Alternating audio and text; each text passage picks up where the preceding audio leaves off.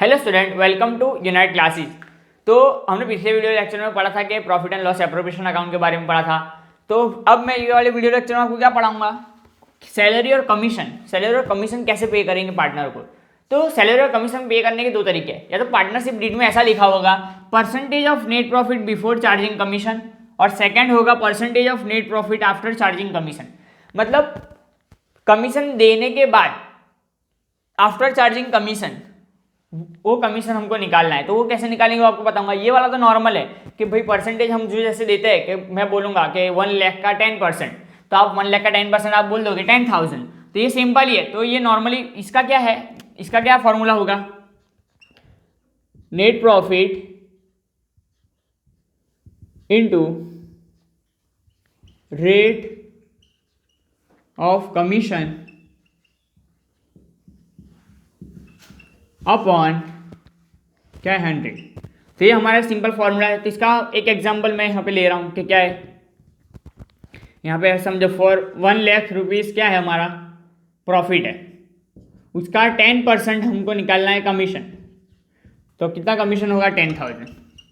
अब ये वाला नया टॉपिक है, ये वाला आपके लिए नया टॉपिक है। Percentage of net profit after charging such commission, मतलब कमीशन देने के बाद उसका परसेंटेज कितना होगा। मतलब ये 10,000 ऑलरेडी इसमें से माइनस करेंगे तो हमारा परसेंटेज क्या आएगा। तो फॉर एग्जांपल यहाँ पे मैं आपको पहले फॉर्मूला बता दूंगा। तो नेट प्रॉफिट इनटू 10%, फॉर्मूला पूरा लिख रहा हूँ, रेट ऑफ कमीशन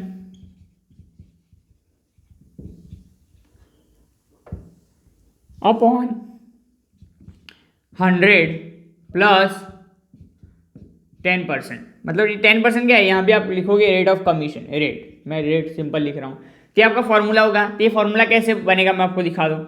ये क्या है कि पहले हमने 10% ऑलरेडी ये निकाला और उसका 10% से ही हमने उस नीचे ऐड किया, तो टोटल 110% का 10%, मतलब ये आफ्टर चार्जिंग हो ही जाएगा। ये फॉर्मूला आप लगाओगे तो आफ्टर चार्जिंग कमीशन आपको मिल जाएगा। मतलब कमीशन डिडक्ट करने के बाद, मतलब जो कमीशन 1 लाख में से कमीशन निकलेगा 10%, उसको डिडक्ट करने के बाद कमीशन क्या निकलेगा वो हमको निकालना है। तो 1 लाख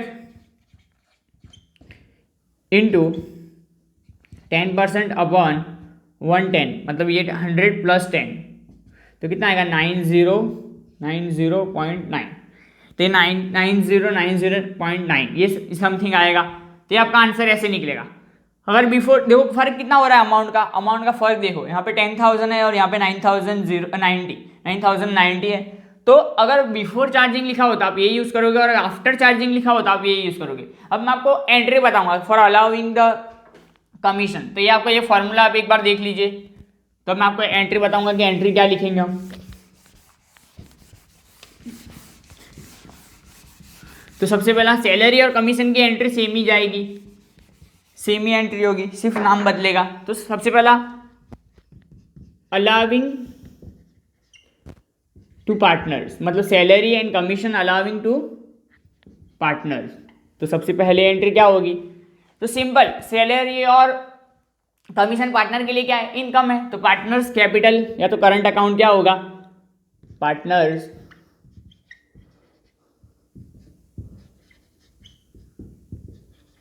कैपिटल और करंट अकाउंट डेबिट होगा। मतलब A partner capital account debit to B, sorry, partners का कैपिटल अकाउंट क्या होगा, क्रेडिट होगा, क्योंकि पार्टनर को पैसा मिल रहा है, उनकी इनकम है। तो पार्टनर्स का कैपिटल अकाउंट क्रेडिट होगा। और ये क्या है, सैलरी, बिजनेस के लिए एक्सपेंस है। तो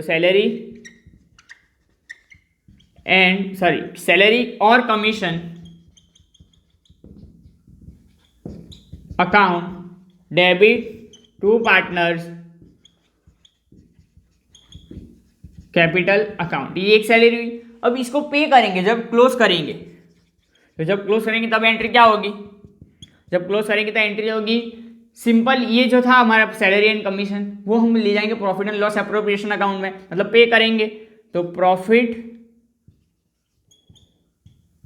and loss appropriation account debit to salary और कमीशन। अब अमाउंट कमीशन की अगर दिया हो आप before charging after charging amount आपको मैंने आपको निकालनी है कैसे वो बता दिए। तो ये सिंपल क्या है, ये पहली एंट्री और सेकंड एंट्री। तो जब भी आपको सैलरी की एंट्री देनी हो, कमीशन की एंट्री देनी हो तो ऐसे देंगे, और आपको निकालना हो कमीशन में before charging such commission and after charging such commission, तो वही फॉर्मूला बता दिया। तो अगले वीडियो लेक्चर में हम क्या करेंगे उसके बारे में एक सम करेंगे।